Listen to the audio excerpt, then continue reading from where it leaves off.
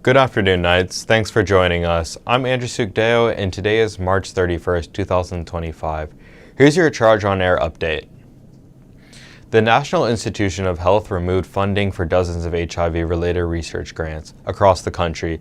This move comes as the federal administration continues to cut spending for USAID resources across the globe. The UNAIDS Executive Director predicts a tenfold increase in AIDS-related deaths since 2023. UN officials warn that this is a lack of funding will have significant repercussions on HIV and AIDS research prevention and treatment projects currently in progress. Colorectal cancer is rising in young individuals, leading to early screenings, guidelines, and new treatments. Reporter Ruby Merced tells us more.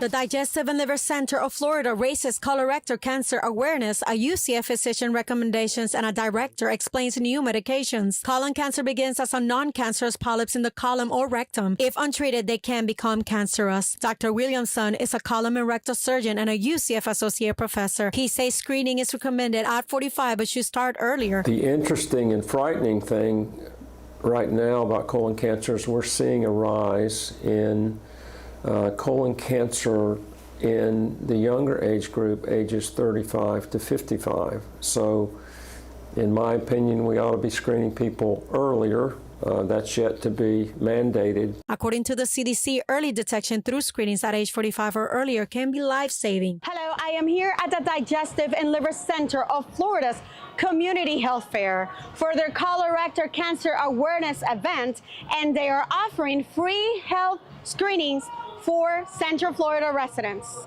Aruna Sila says her husband, Dr. Sila, is the CEO of the Digestive and Liver Center of Florida. She says they are receiving younger patients. 25 kids are diagnosing with colorectal cancer. So we are trying to bring the awareness to the people to do the screening and everything. Dr. Perez is the director of drug development in Sarah Cannon Research Institute. He says they are testing new medications. Immunotherapies that have a payload or a chemo attached to them, so when we infuse it to the patients, the antibody can take the payload to the cancer. It's kind of a chemo directed to the tumor specifically, and these are called antibody conjugates. Dr. Perez says the new medication will soon be available for chemotherapy patients. In Orlando, Ruby Merced, The Charge on Air.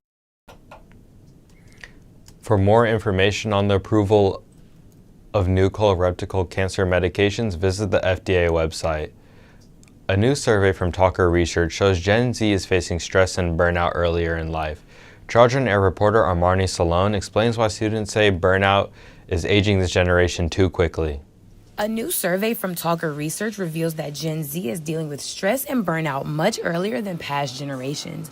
The results show this is due to economic pressures and political changes. While previous generations reached peak stress in their 40s, Gen Z is hitting their highest stress levels at 25.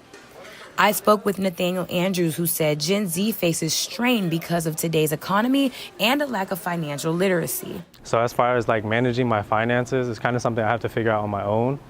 And I feel like that's a lot of what Gen Z has to do with now. A lot of things they figure out by themselves. Their parents don't really have that guidance. According to Talker Research, when asked about what the primary causes of their burnout was, Gen Z said finances were one of the major issues. The survey also showed other contributing factors such as work, politics, physical health, with some individuals also citing relationships as an issue. The study says a third of Americans expect 2025 to be their most stressful year. I spoke with Sean Bowser, a licensed mental health counselor, who said Gen Z being underrepresented in politics influences survey results. How many young people do you see in Congress? How many young people do you see in positions of power? I know that that's generally something that has been true, like older people are the people who tend to be in these positions of power, but I just find that a lot of Gen Z don't really feel like anyone in power speaks to them, speaks to their needs, speaks to the things that they have going on. 83% of those surveyed say entering adulthood today is harder than it was a decade ago. In Orlando, Armani Sloan, The Charge on Air. For more about the survey findings on why Gen Z is experiencing burnout and stress, sooner visit talkerresearch.com. In men's basketball, Keyshawn Hall, also known as the Big Guard, is foregoing his final year of eligibility and declaring for the NBA draft. The 6'7" forward played just one season for the Knights and led the Big 12 Conference in scoring, while also leading the Knights in rebounding as he averaged 19 points and 7 boards.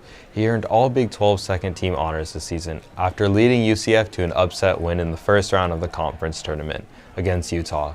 Hall becomes the 8th player to lead the men's basketball team this year.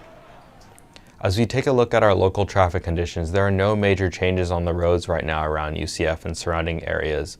If you are heading to campus today, finding parking is going to be quite easy as Garage A, D, and I are all below 50% capacity, while Garage H is 60% capacity and Garage C is 75% today. Now let's take a look at today's weather. Forecast: it's going to be a bit warmer than previous weeks. Today's high is 86 degrees and 20% chance of rain, so make sure to dress appropriately, and if you need to cool down, grab yourself some things cold to sip on tonight. The low is 70 degrees with a 20% chance of rain, and tomorrow's high is 86 degrees and a 35% chance of rain. That's all the time we have for today. Make sure to keep up with all that's happening throughout this week by following us on Instagram at The Charge News, and check back here tomorrow for another news update. I'm Andrew Sookdeo. Thanks for watching and have a great day.